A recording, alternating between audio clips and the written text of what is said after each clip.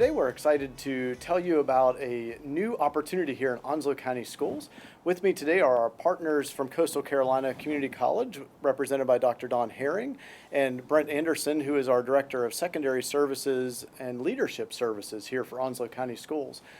This new initiative is about increasing opportunities for our students by partnering with Coastal Carolina Community College. Brent, can you tell folks just a little bit about why we're pursuing this venture? Yeah, what we're looking to do, Michael, is as we went into this partnership with Coastal Carolina Community College, looking to expand opportunities for students in Onslow County using the comprehensive innovative high school model. Created by North Carolina legislation, the innovative high school model is designed to provide students with expanded opportunities to potentially receive an associate's degree before they graduate from high school. It's combined into a 4-year program or a 5-year program, depending upon the length that the students need. But students would graduate from high school with an associate's degree. And it opens up the opportunities for students as they're looking at going into their careers or as if they were going into a college transfer pathway. Now, Brent, I know this is going to be new for us beginning in the 2017-18 school year. Is this a new initiative across North Carolina? No, it's one that's been relatively a long time going in North Carolina. There are a number of places across the state that have early colleges. In fact, there is a regional community college in the northeastern part of the state, or excuse me, early high school, or early college, excuse me, in the northeastern part of the state. And we're very excited to be adding Onslow County to the map of school districts that are offering an early college. So it sounds like one of the pieces by attending the early college that kids can benefit from is the opportunity to earn these college credits. What are some of the other benefits that families might have as being participants at the early college? Well, one of the things I would say, Michael, that's probably going to be one of the biggest benefits is going to be a financial benefit for parents. The cost of pursuing an associate's degree is somewhere in the area of about $7,000. By a student participating in the early college and graduating from high school with the associate's degree already, they're going to realize those kind of savings already off the top as they're looking at moving forward with their post-secondary education. I also had the opportunity earlier this year to speak with one of our middle school principals, and we were talking about another meeting, talking about the early college. He was very excited about that opportunity. His daughter is going to be, or is a freshman at one of our universities here in the state, and his daughter's roommate had attended an early college in high school and is coming in as a freshman in terms of the time that she's in school, but is going to be classified as a junior based on the number of credits that she had earned. So within the same 4-year time span that young lady is going to be in college, where the principal's daughter will be earning an undergraduate degree, this student will have the opportunity to earn a master's degree within that same 4 years. So a big savings to parents financially and in time, and can get students out into the workforce that much sooner, ready to go ahead and begin their earning. Wow, that's quite the opportunity. It is. And to start that young, right? Mm-hmm. So these kids would start next year. These would be kids who are going to be freshmen in high school next year. That's correct. So nice. So as we think about that, there may be some questions about what kind of courses are kids going to take. So in those first 2 years, kids are going to take a lot of similar courses, high school type courses, but on an accelerated pathway. As they work through those courses, as they work through some of the courses we might know as Math 2 and Math 3 and our Englishes, those first 2 years, the kids are going to get to be kind of in a somewhat of a protected environment. They're going to be working with like-minded peers, but especially their high school peers that are all part of the early college. Then once they hit their 3rd year, so in our normal mindset, their junior year, right? That's when the opportunities really start to expand out. Right? So they spent those first 2 years kind of together. Can you tell us a little bit about what they might do maybe in year 3 or year 4 as they move into that more advanced studies part? Certainly. Like you said, during the first 2 years, students are going to be spending most of their time with their high school age peers in high school level classes, all which are going to be offered as much as possible at the honors level. They'll have some college courses mixed in with that, but beginning in that third year, their junior year, the students are going to be going out completely into college courses. And we've worked really hard with Coastal. We've met with a number of the division chairs over there looking at the different departments, and have come up with a lot of pathways that students are going to be able to take that will prepare them for college transfer to a lot of the university systems that Coastal works closely with. So the programs will be aligned to give the students the best opportunity for those college transfer, or for even going into careers post early college. So those first 2 years kind of together in a cohort type approach, but then really customized and personalized for year 3 and 4. Exactly. So if I wanted to be a STEM major at UNCW, there's a pathway there. Right? If I wanted to go to nursing at ECU, there's a pathway there. Exactly. So lots of cool opportunities for the kids. And I think you've said it right again, Michael, that that opportunities are the key of what we're looking at with the early college. Not just in terms of numbers of things, but in terms of identified, specialized kind of things that we want to kind of direct the students towards, where they're going to have an interest in, that they'll be able to go directly into those things where they've got an interest and a passion for, and work really closely to make sure that happens with the staff that we're going to have available at the early college. Nice. So one thing that might come to mind are we associate athletics and we associate extracurriculars and all those other pieces of being a high school student. Can you share with us just a little bit about what would be accessible and what wouldn't, perhaps, to kids if they choose to be a part or are chosen to be a part of the early college? Certainly. It is going to be one of those things where students are going to have to make some choices. It's not something that we're going to be able to offer all the things you would find at a traditional high school at the early college. Most notably would be things like athletics and other extracurricular activities along the lines of like marching band or band in general, chorus, drama, those kind of things. So students are going to have to make a decision, and their parents are going to have to see what's going to be the best fit for my child, for what we want from the high school experience. Now, those students who will attend the early college are also going to have the opportunity to participate in some things that you might not find on a traditional high school campus. They're going to be able to participate in some of the activities that are offered through the community college, and we'll also have access to a lot of our academic type of teams that we have, Odyssey of the Mind, some of the others that we work with, Science Olympiad, Science Engineering Fair. So there'll be a lot of other opportunities for students, and there'll be plenty of opportunities. But again, I want to stress that this is going to be one of those things where parents are going to need to sit down and talk with their children about what this looks like going forward, and make the decision that's going to be best for them and for what they want from their high school experience. So like with any opportunity, you've got to weigh the pros and the cons and decide, is this right for me? Exactly. Nice. Yep. I know I was talking to a group of kids not too long ago, and one of the things they were asking about was transportation. Would they be living at Coastal Carolina? And you can imagine as kids ask the great questions, right? So, Don, would these kids be living on Coastal Carolina's campus? No, they would be part of our community college family there and all, but just like our traditional community college students, they would be arrive and go on campus there. We would have somewhat structured hours for them during that time there, but I'm sure we'll be working through the transportation system in Onslow, and we'll have a secure and supported route for them to arrive at and to be a part of the college there. Nice. So we'll be setting up ways for them to get from kind of their neighborhood area into the community college and back and forth, and of course they could provide their own transportation if they wanted to do that, if the parents want to do that too. So always interesting to hear from kids, right? It is. It is. So as we think about the application process, I think this is something that one of the reasons we wanted to talk with or bring in our friends from Coastal here. We know that there's going to be an interest process, right, where kids are going to tell us that they're interested. We're going to be going out to the schools and talking to the kids and then talking to families as well. And in that there are certain criteria that all of our kids must meet. And for this go around with the early college, kids are going to need to either be currently in Math 1 or they may have already completed Math 1. We're going to be gathering just some general student information, and then they are going to sign up to take the college placement test.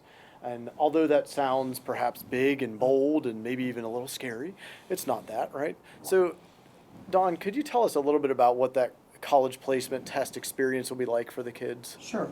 What we like to do is we want to expose these students to similar admission criteria as we do with our regular college students. And part of that is taking our state-approved college placement test. It's called the DAP, Diagnostic Assessment and Placement. This is a two-part test. It measures communication skills and proficiency and mathematics skills and proficiency there. And students who've completed through Math 1 there will have those foundation skills necessary for math. Many of your students that come to us as high school graduates have well communication background, and these students who will be making applications for Coastal and taking that placement test will work on that communication aspect also. So that'll be the type of test there, and then we will work collectively here to set up a system by which they can take this test during a scheduled components. We recommend for any new student that they consider taking the communication component as one part of the test and the mathematic part as the second part of the test. So students will have the choice of taking all of it in a period, on a selected time, it's an untimed test, or they'll have the opportunity to take one part at a time.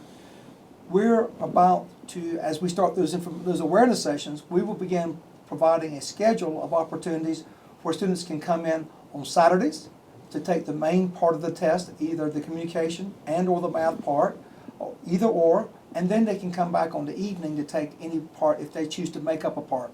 But the state allows any newly admitted student to take any portion of our placement test twice. So again, making the same opportunities available to our new early college application admission students there. They could have the opportunity to take any part of that test twice. Nice. And folks can access the preparatory materials, the practice exams, those pieces. We'll get all those pieces out on our website, and we'll make sure that kids and families have access to those.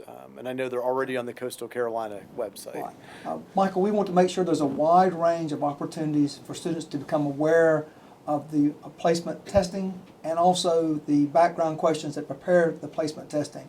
Again, we're not in any way, it's new territory for all of us. Absolutely. But we're in no way trying to surprise a student and all. Many students do very well on that, and we're confident that we'll have many students here, even as early college applicants, that'll do well, and that'll just be one small part of their application process. And I think we all agree that the purpose of the placement exam is really, again, just to make sure this is a good match for the kids and that they're as prepared and that this is a good match for them to be successful when they step foot and become that full-time early college student. Yes, because we recognize too that students, and by state level, students need to be college ready. And much as we're doing now for our high school students who are doing the Career and College Promise, and they have to be college ready by the proficiency they show on their math and communication placement test there. We also want to maintain that same criteria, because in the end it's really about these students coming and being successful and flourishing, such that that end result of their high school degree and their 2-year associate degree is all reached in fruition in a proper timeline. Nice. And timeline is such a big part of this whole process, right? Really So is. where we are now is really putting information out, making people aware of this opportunity, and that'll go on through January, more or less. We think that at that point our kids will probably take that placement test around the February going into March timeline, and again giving them some opportunity to retake if there's sections that they feel like, oh, I could go back and do better with that. And then at that point, that March timeline, kids will start gathering some other information, getting those essays. They'll know how they've done on the placement test. They'll gather some essays, gather some information from their school counselors, with our intent being that kids will know if they're accepted at the early college early to mid-April, is my understanding. Yep. And at that point, we'll be able to say, we have a spot for you. And kids would then register and schedule, and we work through all those processes with the early college. And so as exciting as it is, we also know there's a lot of steps along the way. We want to make sure that people know that we're here to support them as they make those steps. And if they have any questions, that they can certainly contact us. Brent, can you talk, another question that comes up fairly regularly is about who am I going to see at the early college? So who is the staff? Where am I likely to be? Those kind of questions. So can you tell us a little bit about the staff of the early college or the planned staff? Well, it's exciting because the early college is going to be a new high school. We're going to have a school number. They will have a principal. They'll have a school counselor. We'll also have someone who is identified as a college liaison. And the job of the college liaison is to act just like it says, as a liaison between the community college and the early college, working with those the staff on both sides to make sure that the students are getting the courses that they need. In terms of teaching staff, we are anticipating right now that we're going to begin with 4 teachers, 4 classroom area teachers that would be in the core areas of English, math, science, and social studies that we'll be working on there. And as the students move through that program and go into the early college, they'll be introduced to teachers from Coastal Carolina Community College. And it's important to understand that the early college students will have the same classroom teachers that the students who are full-time at Coastal will have as well. So it's going to be a good blending of staff, but we're going to have it in a smaller physical location, so the students will have contact with each other, and they will be able to kind of see their peers as they go through the days. We're not just going to throw them onto the community college campus and sink or swim, but there's a lot of supports that are built in there with the principal, the school counselor, the college liaison, and all the staff that will be working hand in hand to make sure, as Don said, that this is a successful experience for our students. Sounds like in some ways this is very much the community college experience, but it also kind of has a protective layer, knowing that these kids are younger and with less experiences. Exactly, a good blending of the two environments. And I think overall that's what the philosophy behind the early college is. We want the students to be introduced and eventually just blend right over into the community college focus with that goal of obtaining that associate's degree by the time that they graduate. Very cool. So ultimately, we've talked a lot about opportunity, and opportunity is about matches, right? Making the best match. For some kids, they may hear this information, or parents may hear this information, they may think, you know, my better match is at my home high school. And that is certainly a good match too, right? Exactly. And the early college may be for some kids, and it may not be for other kids. And this is all about options and opportunities. And we hope that this is bringing another opportunity to our kids here in Onslow County Schools, but only because we have this partnership with Coastal Carolina. And so we're thankful to have the back and forth piece of this. And Michael, just to support that also, is that should a student not be selected or choose after starting the application process to not completely go through the application process, those students still would have the opportunity to join us as juniors and seniors in our Career and College Promise program. Coastal sees this as a long-term partnership. Yes. We're very excited about the onset of the bringing in the freshmen, the early college part. But we have a long-standing tradition of success in serving our juniors and seniors. So parents and students need to recognize that there'll be several opportunities along the way before high school graduation that they can get those college courses. Very cool. So we thank everybody for your time here with us today. We thank Dr. Don Herring and Mr. Brent Anderson for joining us here today. We hope that this is good information for you. We encourage you to visit the Onslow County Schools website for more information about the early college. We'll also put up our dedicated email address here on the screen, which is earlycollege@onslow.k12.nc.us.